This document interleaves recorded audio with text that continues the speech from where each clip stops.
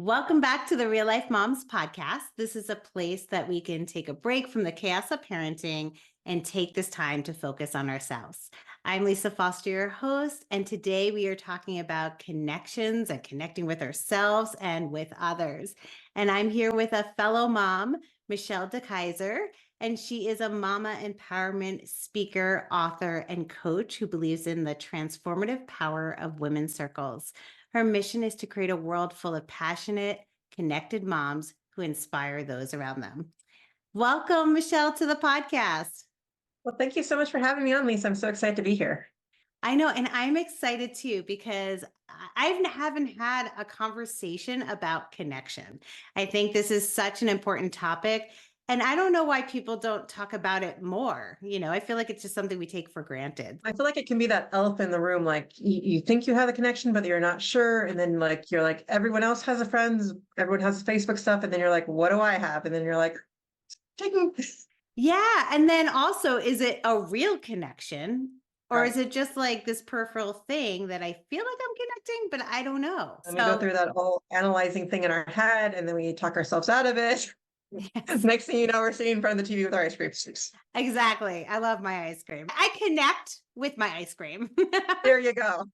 But for you, when was like kind of the turning point for you that you realized connection was so important, was like kind of a key to fulfillment and growth? I feel like I've always just kind of struggled with belonging, like just from the beginning. I mean, I had such big emotions around me between my mom and my sister. They were just people with bigger emotions. So I kind of just kept mine to myself, thinking they weren't valued and stuff. So I've always never felt like I quite belonged where I am. And it wasn't necessarily the people at the time. I mean, sometimes I think because of the energy I put off, it was, the people just reflect that. But it was me inside just saying, I don't really belong here. And I would do that a lot with all kinds of different groups. And I had a way of actually like blowing up groups to an extreme. But I think part of that was just my deep rooted suit, like of not connecting, but also not connecting with myself or feel like I belonged anywhere, even sometimes with my family, right? Even with the kids, like even recently, like it was last week, I believe it was, I walked downstairs and I just said I was going to go upstairs to my stomach hurt a little bit.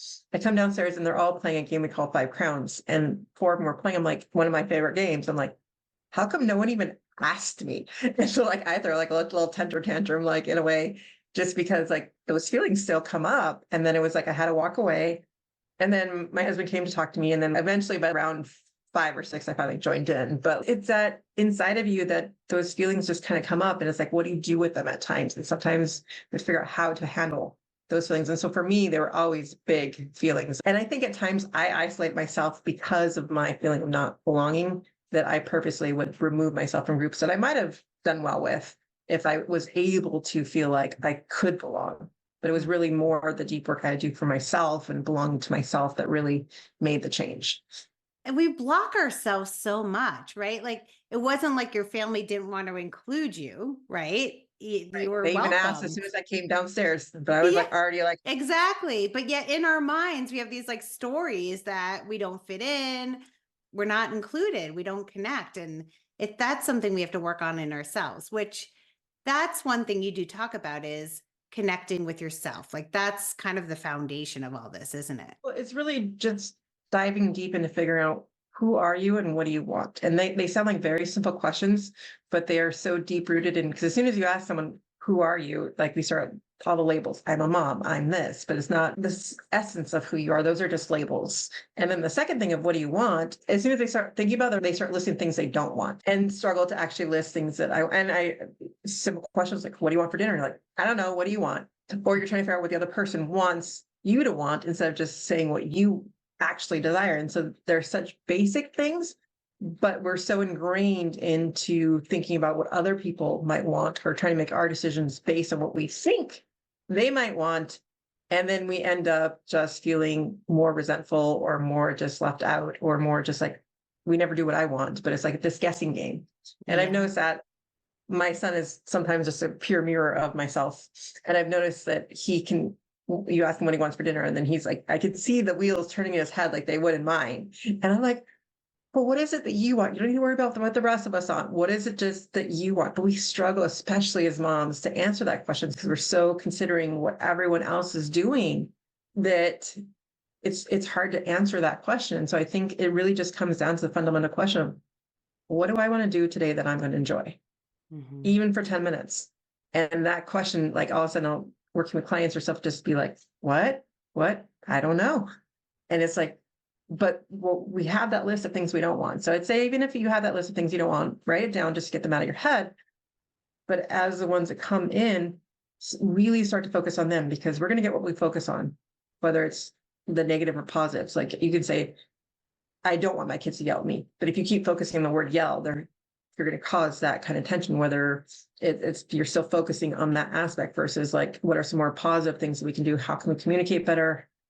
And one of the keys to communication is also silence, which is key, which we get so uncomfortable with silence that we want to fill that silence. So whether it's with a friend or with your kids, as soon as there's a pause, we just jump right in to either give advice, we jump right in to be the mama bear and say, let's fix it, without giving them that space to really create that connection.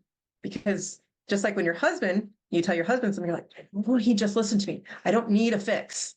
Yeah. But then we go and do the same thing to our kids. And Mhm. so I want to advise or just throw this out there, is when you feel that silence with your kids, just close your mouth and let them keep talking. Just Mhm. those pauses, just give them time to figure it out. And then they keep talking it through. And that's essentially what we want to do, is we really want to be that guide for them, not the fixer. We want to make Mhm. sure that they can talk it through, and then we can go through the suggestions, and we can talk it out with them, but we don't have to say, this is what we do. It can help give them choices or help them give more options. But ultimately, when they're 18 or wherever age they leave the house, if we don't give them those skills to figure out for themselves, right now we can do it with our guidance, but at some point they're not going to have our guidance anymore. So we need to make sure that they're well equipped. And silence is key to that when we're having conversations with our kids, as painful as they are. Oh, totally. I mean, I agree to all of this. I mean, first of all, yes, I just had this whole conversation about just throwing out those superficial labels, basically, that we say that we are. And it's usually like around, this is my occupation. Like, I am a craniosacral therapist and I'm a podcaster, but that's not like who I am. That's like has nothing to do with the qualities that I have. Right. And yes, to the whole, we don't know what we want because the time we're just trying to put out fires for others. But you're right. We should stop and think about what it is we want, not because it pleases everybody else around us, what actually pleases us. And that's hard. I mean, I'll go to the supermarket and I can buy myself lunch every once in a while by myself with nobody else around. And it's just for me. And I'm like, I don't know what to eat. Like I go back to the habits that I just know because I'm like in a panic attack. But yes, I totally get it. And the silence, I have to say, is silence is beautiful. It's the hardest thing to sit through, literally, because yes, everybody feels they have to fill the space, whether they're with their friends or your family. But that silence is where all the magic is. If you just take a moment and have silence, either for yourself to figure it out or for whoever needs to respond, right? Someone's going to fill the silence. It's not going to stay silent because guess what? Whoever you're talking to, it's awkward for them too, right? Like they want to fill it too. So just sitting back and just being like, "Oh yeah, they'll say something," is so important. Well, I think there's also just a fear in the silence too, especially when you were mentioning being still with yourself, is also like, what do I do when these thoughts just keep racing through my head? And the more you do sit in the silence for even just a little bit at a time, just it's not that thoughts are ever going to go away. And I think what people think with meditation or things like that, that they're going to just completely stop, is that they're going to slow down. And then you're looking at the rest of your day in terms of, how did that help me throughout the rest of my day? Was I able to now respond more than react to the rest of my day because of this time I took? Mm. And I'm hoping for most of you that do this, the answer is yes, because it's generally a big fat yes, because as much as we want to say that the more we get done, it creates this frantic energy in us, and things sometimes take longer. I mean, essentially time, especially as moms, we do have a limited amount of time, but sometimes we have such a frantic notion of time that we make it so rushed. When we start to slow things down, the thing that we thought was going to take us 1 hour to do might take us 10 minutes. And that's the difference with the idea of time. It's not that we have less than 24 hours, is how long does something take you to actually do? Because when you're in the flow of it, as I like to say with your genius, when you're in the flow and the state of things, what might have taken you 6 hours might only take you 20 minutes, depending on what you're doing and how you're doing it, and the thought process that's going into it. So the idea is when we do actually slow down our thoughts with meditations or visualizations or things, and we have that picture in front of us, that task of actually making it done takes less time because it's intentional and we get it done with better results versus something that we thought writing a chapter in a book or something we thought was going to take 5 weeks. I don't know, whatever it is. And we were able to do it in a weekend. So that's where the idea of time comes in, is like, how long does a task actually take you that you thought was going to do it? And that's when I think as busy moms, we hide behind busyness of it all. So we don't have to sit still. And then we can just say, I can fill my time. It will be filled if I allow it to be by all the kids' activities and everything. But if I do set offside even 20 minutes a day for myself, that time ends up being distributed throughout the day in a better way. Because now instead of having that fight out the door with the kids, it would have taken 15 minutes. That fight isn't there anymore because I'm responding to them, either narrating through how we're going out the door, whatever it is that I'm doing differently, because I took that time. Basically, I filled my cup first. And you're also kind of being in the moment with each thing is what I'm hearing. It's like your focus isn't so scattered, trying to do all the things at once, but taking that space that and slowing down a little bit to really just focus on, honestly, the thing that's in front of you that you actually intentionally put in front of you. And I think that's also true with communication in terms of like when you're at a party, sometimes you're talking to one person, right? But your eyes are darting around the room, like worry about FOMO or whoever else is there. But that's one of the things I wanted to point out tonight, especially with connection, is that person, whoever it was put in front of you for a reason. And so the thing that you can do is give that person your full undivided attention, regardless of what else is around the room, and just focus on them. And whatever was supposed to come out of that conversation comes out of it then, versus you're having a conversation with that person, looking at to see if I can go talk to this person, and then going to see if I can look over here. And then no one has your full attention. That's the same thing we do with our daily lives, is that split attention. I'm not saying that's easy, it's practice, but it's an intentional practice to like, this person's in front of me. They're important. They deserve my full attention right now. Yeah. And the thing about that one-to-one, really just focusing on whoever you're talking to, the friend at the party, your children, your husband, whoever, not only are they feeling seen and heard, but you feel better. Like I feel like I make much more of a meaningful connection when I have that conversation, that it's just the focus is just on that and I'm not so scattered. So yeah, I think that's so important. And I love that you said that that person is there for a reason. You might go to a party and that fear of missing out, like, oh, they're laughing in the corner. What am I missing? Right. Because people have fear of missing out. I don't know if I have so much fear of missing out. Sometimes I have fear of being in, but that's okay. That's a whole other story. But when someone shows up, I have been in situations all the time where it's like, oh, I just wanted to talk to that person over there and they're busy. And then I have this other person who just shows up in front of me. And what I ended up finding is that when I give that person that attention that you're talking about, it was so meant to be. There was something that I learned, that I did, that I felt this was the connection that needed to happen in that moment. And it was so meaningful. And I wouldn't have known it if I was just not paying attention, really. And when you just go in with that sense of intention to it, it just calms yourself too, especially when you're nervous at a party, or if you're definitely an introvert or something, and just knowing that you don't need to connect with everyone in the room. But to have more meaningful connections, you need to give that person in front of you your full attention. And so then you're going to make those real connections versus the scattered, like you said, like it's almost like that scary brain. It's so easy to multitask, but then we're doing different things and then nothing really gets done well. We get lots of different things done, but nothing's done well. And then we have that sense of an accomplishment in us. And so, especially for moms, you have your to-do list in the beginning of the day, but at the end of the day, you have your done list. So rather than just keep adding to your to-do list, start putting down the things you actually got done that day so you can have a little bit of feeling of accomplishment. I'm actually taking my own advice because I hadn't been doing it for a while, but I'm back to like writing my list. I'm like, oh, I actually did more than I thought I did today. Good job. You're focused on things you didn't get done. They're like, oh, that came up and I got that done. That came up and I wasn't expecting to have to do that, but I had to. And so like you keep track of those things. So we're not in that mental thing like, oh, I didn't get anything done today. And then you just beat yourself up some more. Especially with mom life, because so many different things get thrown at you that you weren't planning for. So like your to-do list, even if you thought you had time for in the day, 6, 7 more things got added in there that you did not expect. Yeah, always. Now, you have a framework that is called check-in. Is that correct? Yes. Can you explain what that is and how to use that? Well, first of all, it's just being under the awareness of always just checking in with yourself. Like, how do I actually feel at the moment? Not what do I think, but like just bracing with your body and checking in. So then the letters get broken down into curiosity is the first C, because curiosity, when we look at the statistics and stuff, a 3-year-old asks at least 100 questions a day, probably more, depending on your 3-year-old. But by the time they're 11, they're down to hardly any questions at all. By the time you're 22, you got like 2% of people thinking outside the box.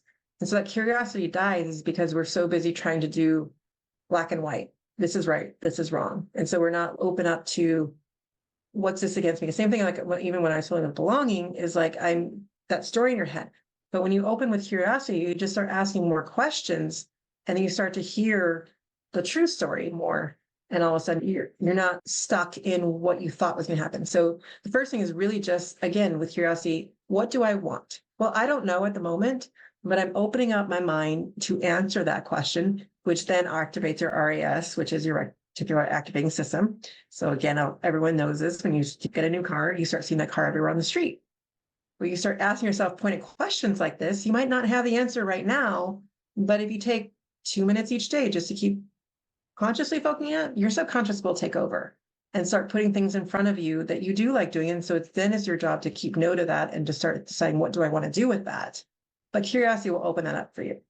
And then H comes into that we need to be honest with ourselves, because let's face it, we're not out of time. And so with H, one of the things I do go through is figure out what are your core values. Because a lot of us think that we know what our core values are, but then when you actually look at a list, you're like, you got 15 to 20. And we want to get down to 2 or 3. And they're very different when you really focus on each person individually. But then that becomes your baseline to making your decisions. Is this going for my values? Is this me living in my values? Or is this me living away from my values? And then it comes in, but it's really being honest and deciding what are the things you really value. So for me, I ended up going with 3 G's. And so it's grace, growth, and gratitude. But then I added on that they actually, for me, equal freedom. And so me, it's like trying to have that sense in me that I want more, but so trying to make those decisions that are based on those things when I do that. And then we come down to E, which is expectations. And I love how Brene Brown puts it. She always says, paint the picture, because we have expectations in our heads, but if we don't go through and define those expectations for not only ourselves, but for the people around us. So for instance, if you and your husband might have a different view of what the weekend's going to look like, what things do you want to accomplish that weekend versus what things do he wants to accomplish, and how do you find a compromise in that? But if you don't share that, also at the end of the weekend, it's like, I didn't get any of my stuff done. And you're angry and resentful for it, but you had these expectations that you were unwilling to acknowledge. And then you can also turn those, when you start to notice those expectations, you can turn them into goals or gratitude or things like that are not just that I expect this to happen, but what do I get from it? And how do I send that out to others and really acknowledge what I do have versus what I think I need or expect to have. And then we go into, of course, C is connection. Yay. So we're talking about bringing in connection. And the reason why, and one of the things I do with connection is I do it through women's circles, is I really thrive in that, because it is hard work to figure these things out. And there's 2 ways to get things out of your head, either to get it down on paper, to get it out, or to say it out loud to someone else. But we don't always have that safe space or that community where we feel comfortable saying that out loud.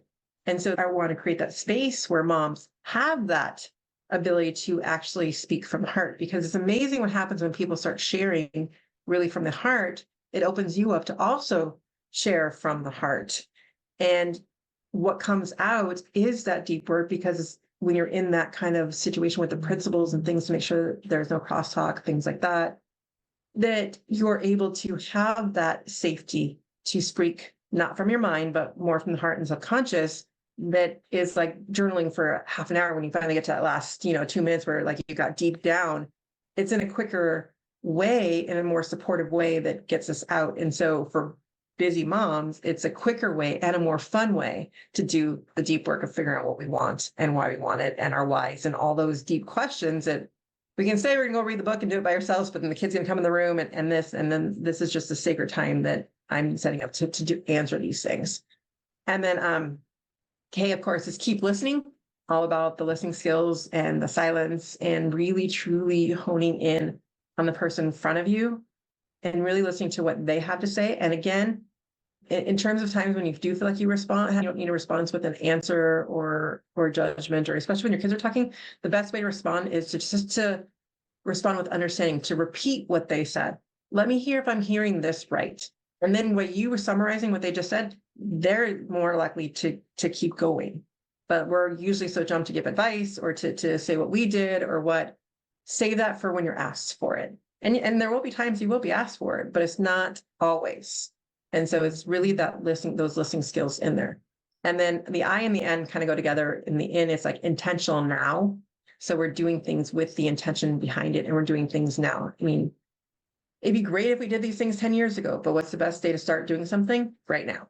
And putting that intention behind our choices when we do it. So when we're checking in with ourselves, we're checking where we are with our body, and then going through the steps to say, where do I want to go next?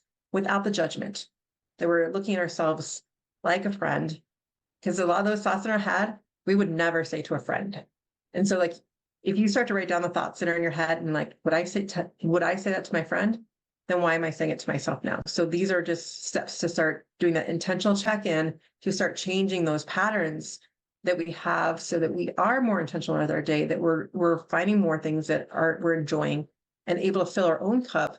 So that when our kids do throw the tantrum that's coming, because they're human too, it's going to happen. They're not going to eat and something's going to happen. They were able to take a deep breath or whatever it is that we need to do to stay calm and respond to them rather than react. Because we're in the position of being the adults where we're modeling for them the behavior we want. And so sometimes we throw the tantrum. Sometimes we didn't eat enough. And my kids will be like, Mom, think it's time for you to go chill out for a minute, or Mom, it's time for you to take some of your own advice, or they do it to me. Like, and that's the key, is that we are all human. We're all gonna mess up at some point, or just things are gonna get to us. But it's how long do we sit in that? And what do we do to move on from that? And what are our kids seeing us do in response to all of that, that we're having that relationship where we're modeling for them that, yes, mommy's upset today.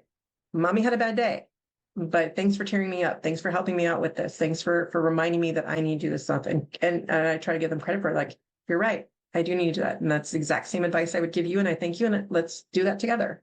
Mm-hmm. Yeah, it's amazing. Like, I love your check-in framework. That is such a great tool for people to have. But I love that intentional now because our kids tell it like it is, honestly. And sometimes we do need to hear that. My kids have given me such amazing feedback. I don't know where this voice comes from half the time in my head and other people's heads. I mean, yes, we could dig deep.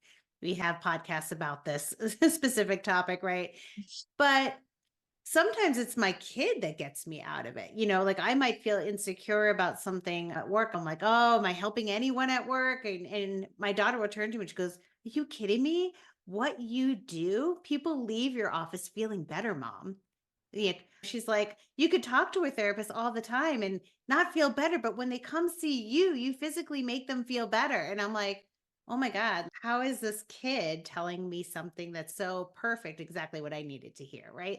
Yeah, It's I had to it's take my daughter I gave her the day off because her big fifth grade field trip was going to the high school to watch an orchestra. So I take her to lunch, and while we're at lunch, she like kind of does this deep dive on me. She's like, Mom, you have really great ideas, but sometimes I just don't think you believe in them. oh, I was like, okay, coming so from her, true. like it's, So true. They they see know. it. They see And it. the more we're making them aware of their thoughts and feelings, and then the more they're able to give us feedback, and vice versa, that it isn't a one-way street. It isn't that we have to have all the answers. It's that we are just trying to mentor and coach them to be their best selves, and then they in turn return, because we're all human. We're never going to reach perfect status. Like, as a human being, it's not intended to be that way. But it's what we do and how long we stay in those feelings that matters, and what we do to then get back into it, and how we take accountability for actions and then go do something differently with it and what we learn from it. Totally. Now, how do you go about making true connections? Like, we talked about a little bit about we can make connections with other people, but how do you know they're really these true core connections? Well, I think the word vulnerability is used a lot. And it's really important. And knowing vulnerability is really key to knowing if you have a true connection, is if you feel like you can be vulnerable with that person. Now, on that same note, though, it is a dance. Like, you don't want to just go like on a first date, ask someone to marry you. And that's sometimes what people do with vulnerability, is like all of a sudden diarrhea of the mouth and share everything about their life. And they're like, why did that person share it back?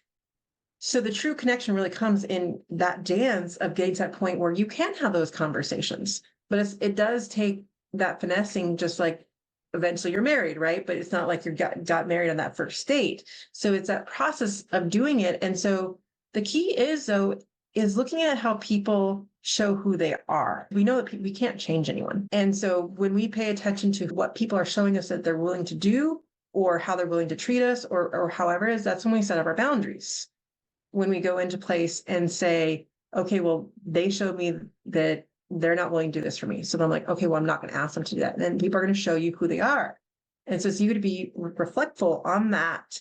But at the same time, as they show you, that's when you also then have to then put in the effort to be more vulnerable when they're showing you they're worthy of your vulnerability. And not everyone is. And that's okay. But it is working that out and figuring out those tools to figure out when is it time to share just a little bit more to see where it goes. I mean, and it's at your comfort level. But if you're not willing to put that effort in, then you're not going to have that true connection. And it really is that connection when you feel close to that person, you feel like you can share what's inside your mind. And again, it's being seen and heard. Do you feel seen and heard by that person? Or do you feel like you're the one doing all the work? Or do you feel like you're the one who's carrying the whole friendship or relationship or whatever it is? It's for you to decide when you feel seen and heard and who you want to be vulnerable for. But don't think that you need to be vulnerable with everybody. I think that's where the key comes, is we've used this word a lot, and people just think I need to be vulnerable with everyone. No, it's the same thing with trust. People have to earn it, and you have to have that dance to get there. But once you get there, and if you feel seen and heard by a person, then you know you have true connection. But again, you have to be willing to put in some of those steps forward too. You can't just expect it from the other person. If you're not willing to be vulnerable with someone you think is worthy of your vulnerability, then you really don't have true connection. So if you can give the listeners just one thing to like walk away from this podcast and start doing right now, today, what would it be? Well, my favorite thing to end podcasts with is to really create true connections is all those times in our heads, we see someone walk by, say they have a nice hat or a nice dress on. We have these really great compliments in our head and they just stay in our head. So my advice or wish for everyone is to start sharing those compliments, even with a perfect stranger, with a friend, instead of leaving them inside of our heads. Even if it just creates a smile or just creates a simple, I mean, I was at the fair one time and I was like, okay, I'm gonna take my own advice. I really like her dress. And like, she's doing, like, we had like all of a 30-second conversation. But again, you never know where it's going to lead. But even if it's just to change the mood, like it lifts you up when you start sharing the positivity. And we have them in our heads. We're like, oh, I really like the way she's doing that. Or I really like the way he's doing that. Or wow, their kid's so amazing, or something. We just leave these thoughts in our heads. So the more we get those out, the more it just becomes habit. And we start to create that positive vibe around us. And people are like, oh, she's a really nice person. And it's more just that we're actually sharing who we are. And these thoughts come to us for a reason. Let's get them out and share them with the world. Oh, I love that. It's so easy to say the negative stuff or criticize or judge, but yeah, just to get those positive words out to tell somebody, it'll make them feel so good. And yeah, we need more of that. I love that. And just, it's a ripple effect. I mean, you just brighten someone's day so they can brighten someone else's day. And it just changes your mood when they're like that 30-second, all of a sudden I was like, my kids started screaming the next minute, but I was like, my cup was almost filled from that, just from that moment. That when the kids started acting out, I was able to deal with it better because just from that interaction. And so, I mean, it's just really looking at how can we create more of those positive interactions around us. So when the negative ones come, that we're not just all of a sudden like pushed right into it, that we're able to have kind of like a guard to the negative and deal with it, but not like get sucked into it. Totally. So where can the listeners find you?